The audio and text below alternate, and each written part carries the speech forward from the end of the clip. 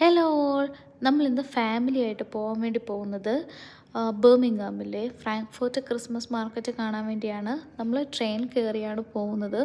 Bus വേണമെങ്കിൽ ബസ്സിലൂടെയോ അല്ലെങ്കിൽ കാറിലൂടെയോ ഒക്കെ നമുക്ക് അവിടേക്ക് എത്താൻ പറ്റും.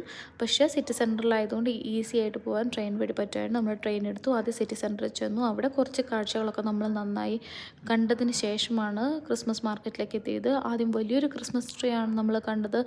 അതോടൊപ്പം ഒരുപാട് ജർമ്മൻ ഷോപ്പുകൾ അടുത്തടുത്തുണ്ടായിരുന്നു. എല്ലാം വളരെ മനോഹരമായിട്ടാണ് അവിടെ ക്രിയേറ്റ് ചെയ്തിട്ടുള്ളത്. ഒരുപാട് ലൈറ്റിങ്സും ഒരുപാട് വെറൈറ്റി ആയിട്ടുള്ള കാര്യങ്ങളൊക്കെ അവിടെ ക്രിയേറ്റ് ചെയ്തിട്ടുണ്ടായിരുന്നു.